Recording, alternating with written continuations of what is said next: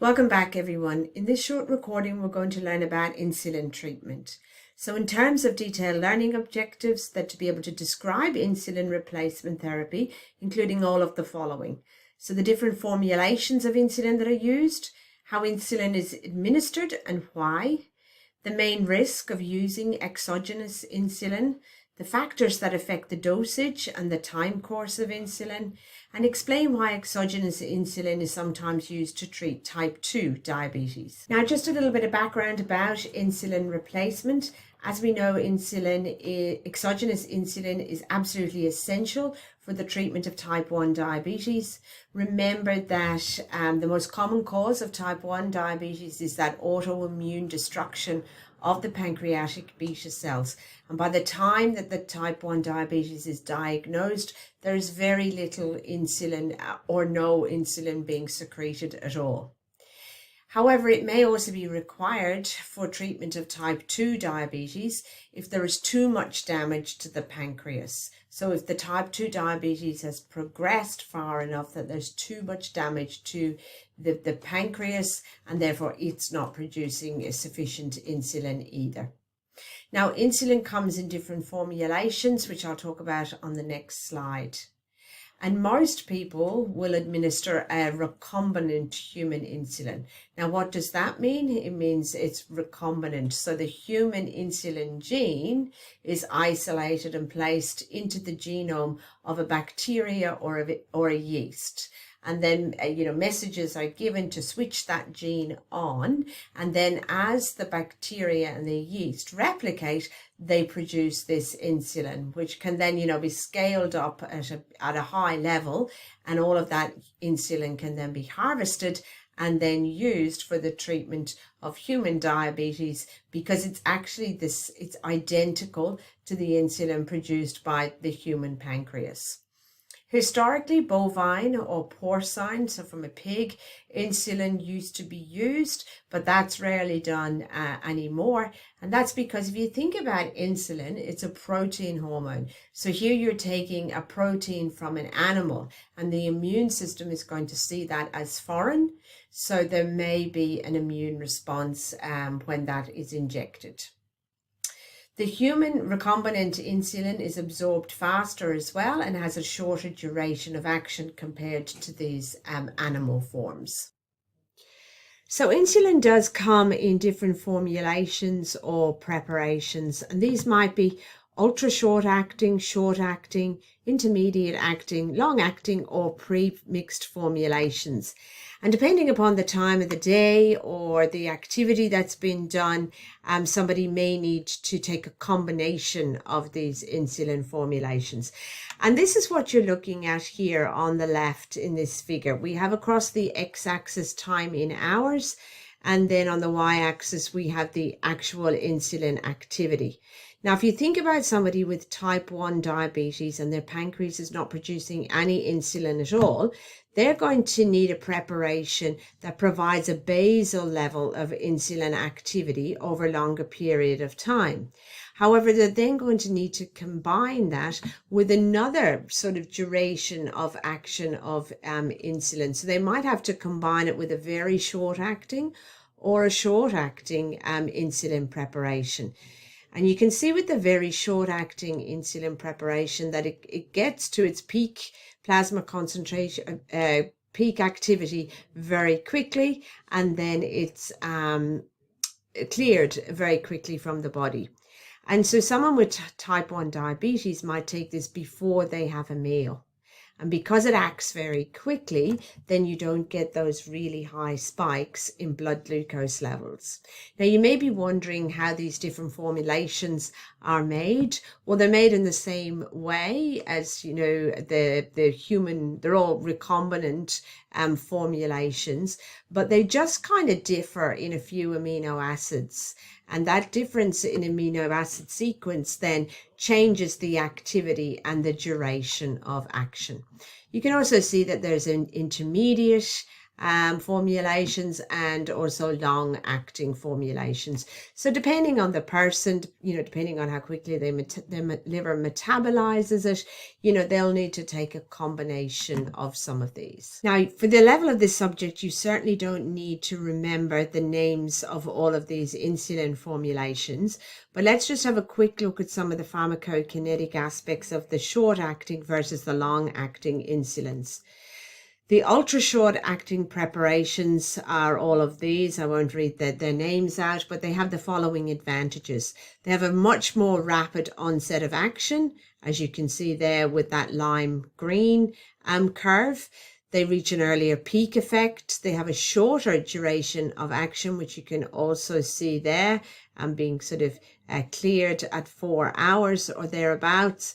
And remember, though, that people with type 1 diabetes may also require an intermediate or a longer acting insulin to, as I mentioned, to maintain that basal insulin activity. Now, the long-acting insulins could be insulin glargine or insulin detamere. With insulin glargine, it forms microcrystals in the tissues after injection. And those crystals kind of slowly release that insulin, and then that insulin enters the bloodstream and travels to target tissues where it has its effect. But it actually, in some people, it may cause pain, and it may stimulate inflammation at the site of injection. Insulin detamere, then, it binds to albumin in plasma and tissues. And you should know at this stage that anything that binds to albumin will be in an inactive form, and it's only when it's released from that albumin that it's active. And the albumin itself acts as a storage site or a reservoir for that drug, and in this case it's exogenous insulin. So it's slowly released from the albumin, but again, if it accumulates in a tissue, it may cause a local reaction. So if we look briefly at insulin administration, the most common way that it's given is under the skin, so subcutaneous administration, as you can see here. However, it may be given intravenously or intramuscularly in an emergency. So if somebody is in ketoacidosis, coma, or a hyperosmolar coma, where you really need to get those high blood glucose levels down quickly, those modes of administration would be used. The injection sites are alternated, and you can see all of those sort of places there highlighted, so the thighs and the abdomen, to reduce the local effects of injecting into the same place all the time. Insulin is supplied in vials, but also pens and cartridges or pumps for delivery. Continuous insulin infusion pumps are available. There's all sorts of apps that are available, and an awful lot of this now, is done automatically. Preparations come in strengths of 100 international units per mil. Stocks of insulin not in use need to be stored in the fridge because this is a protein. And there are clinical trials of oral, nasal, and inhaled insulin formulations that are continuing. However, with the oral insulin administration, it's all about trying to create tolerance to insulin. Now, we haven't spoken about some of the other causes of type 1 diabetes, but one type is where a person's own immune system produces an autoantibody that attacks their own insulin, and that's then going to cause their form of type 1 diabetes.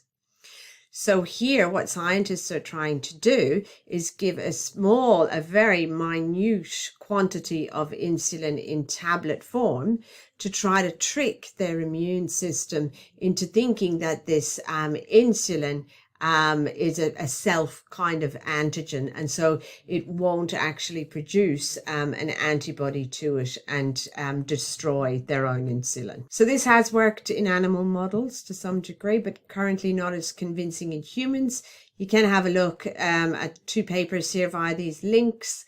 But this is way above sort of the level of this subject, and it won't be examinable. In terms then of insulin dosage, it does sort of depend on several factors: the patient's weight, their diet and their lifestyle, the type of insulin that's used, the presence of other medications, of course, and their level of blood glucose. The main unwanted effect of insulin therapy is hypoglycemia, so we need to avoid that at all costs. This could be due to, the insulin working too well, or sort of the incorrect administration of insulin, before exercise or something like that, which can cause hypoglycemia. Treatment programs therefore need to be reviewed and adjusted pretty regularly and as necessary, because if somebody changes their diet, they'll need to consider their insulin dosage and also their level of exercise too. And also think about, in terms of assessment item 2, when we're looking at drug-drug interactions, that of course means that one drug can have an effect on insulin to kind of increase or decrease its activity. And finally, looking at the time course of insulin, which will alter within the one individual depending upon the site of injection, the body temperature, the physical activity, and the blood flow to the to the tissues of the injection site. So in general, the higher the body temperature, the more quickly the insulin is absorbed. The higher the level of physical activity, same thing. And when people are physically active, there's a greater blood flow. And of course, that insulin is also going to be absorbed more quickly, therefore have sort of reach its peak activity quicker, but then kind of be cleared more quickly from the body as well. Injection sites are often alternated to minimize local reactions, including lipodystrophy. And lipodystrophy can alter insulin absorption. What is lipodystrophy? It's an alteration in the deposition of fat.